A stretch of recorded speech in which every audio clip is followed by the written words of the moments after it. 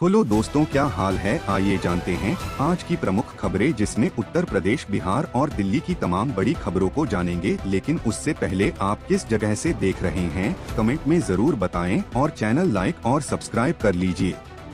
चलिए बढ़ते हैं। पहली बड़ी खबर, यूपी के सीतापुर में मदरसा रेप कांड के मुख्य आरोपी मौलाना इरफान को पुलिस ने गिरफ्तार कर लिया है। हालांकि नाबालिग लड़की की मेडिकल रिपोर्ट में रेप की पुष्टि नहीं हुई है। पुलिस मामले की जांच कर रही है। उत्तर प्रदेश के कन्नौज में लाउडस्पीकर के खिलाफ अभियान चलाया गया, जिसमें 31 धार्मिक स्थलों से लाउडस्पीकर हटाए गए हैं। यह अभियान आगे भी जारी रहेगा। मौसम विभाग के अनुसार आज 10 नवंबर 2025 से उत्तर पश्चिम और मध्य भारत में रात के तापमान में 2 से 5 डिग्री सेल्सियस की गिरावट आएगी, जिससे यूपी में भी ठंड बढ़ेगी। नोएडा देश का तीसरा सबसे प्रदूषित शहर रहा, जहां वायु गुणवत्ता सूचकांक AQI बेहद खराब श्रेणी में 364 दर्ज किया गया है। गाजियाबाद और नोएडा, ग्रेटर नोएडा में ठंड के साथ साथ प्रदूषण का भी डबल अटैक देखने को मिल रहा है, जिससे लोगों को स्वास्थ्य संबंधी समस्याओं का सामना करना पड़ सकता है।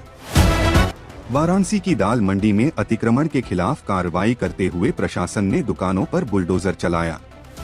इस दौरान ACP और दुकानदारों के बीच तीखी बहस भी हुई। अलीगढ़ में विपक्ष पर निशाना साधते हुए भाजपा के पूर्व उप मुख्यमंत्री ने एक जनसभा को संबोधित किया और विरोधियों को खुली चुनौती दी। उत्तर प्रदेश के शामली जिले में 5 लोगों पर घर में घुसकर महिलाओं से हमला करने और तोड़फोड़ करने का आरोप लगा है। घटना का वीडियो सोशल मीडिया पर वायरल हो रहा है। जालौन में बेटे की मौत का सदमा बर्दाश्त नहीं कर पाने से मां की भी मौत हो गई। बेटे का शव देखते ही मां ने दम तोड़ दिया, जिससे परिवार में मातम पसर गया है। अयोध्या में राम मंदिर में श्रद्धालुओं की संख्या लगातार बढ़ती जा रही है। मंदिर प्रशासन ने भीड़ प्रबंधन के लिए विशेष इंतजाम किए हैं।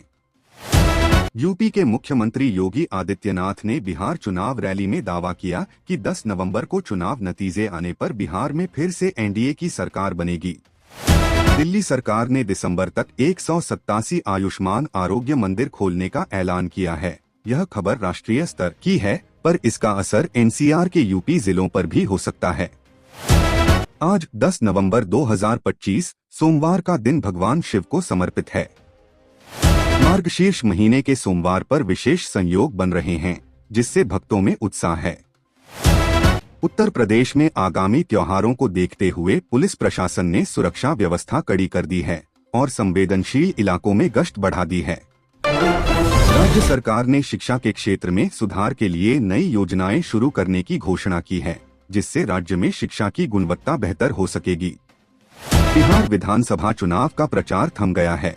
मंगलवार को अंतिम चरण के लिए मतदान होना है, जिसके लिए चुनाव आयोग ने सभी तैयारियां पूरी कर ली हैं।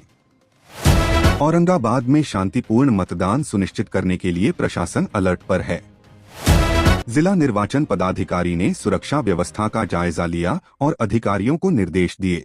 भाजपा नेता CP सिंह ने राहुल और प्रियंका गांधी पर विवादित टिप्पणी की है, जिस पर कांग्रेस ने कड़ी आपत्ति जताते हुए इसे उनकी खराब मानसिक स्थिति का प्रमाण बताया है।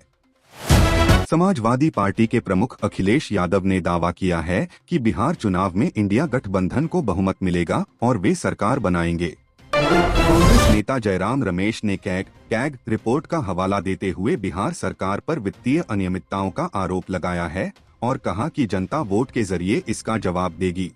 गृह मंत्री अमित शाह ने सासाराम और अरवल की रैलियों में विपक्ष पर घुसपैठियों के लिए कॉरिडोर बनाने का आरोप लगाया, जबकि PM मोदी औद्योगिक कॉरिडोर बनाना चाहते हैं।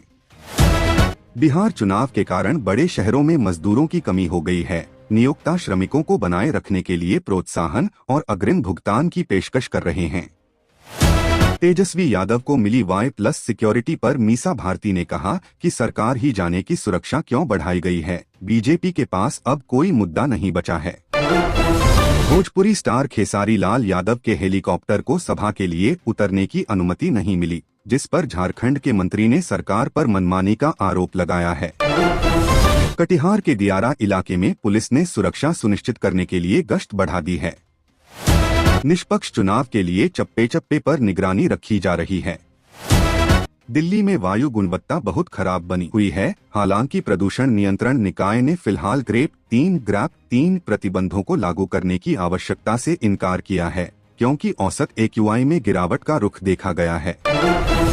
दिल्ली सरकार महिलाओं और ट्रांसजेंडर यात्रियों के लिए मुफ्त बस यात्रा सुनिश्चित करने हेतु पिंक सहेली स्मार्ट कार्ड योजना शुरू कर रही है, जिससे सार्वजनिक परिवहन की सुविधा और सुरक्षा को बढ़ावा मिलेगा। दिल्ली के IGI हवाई अड्डे पर air traffic control ATC system में तकनीकी खराबी के कारण कई उड़ानें विलंबित हुई, जिससे देश भर में हवाई यातायात प्रभावित हुआ। आम आदमी पार्टी द्वारा MCD उपचुनाव के लिए उम्मीदवारों की सूची जारी किए जाने के बाद पार्टी के वरिष्ठ नेता और 7 बार के विधायक शोएब इकबाल ने पार्टी से इस्तीफा दे दिया। दिल्ली में दिसंबर 2025 तक 187 आयुष्मान आरोग्य मंदिर खोले जाएंगे। मुख्यमंत्री रेखा गुप्ता ने इस पहल की घोषणा की, जिसका उद्देश्य स्वास्थ्य सेवाओं को बेहतर बनाना है। अंत तक बने रहने के लिए धन्यवाद।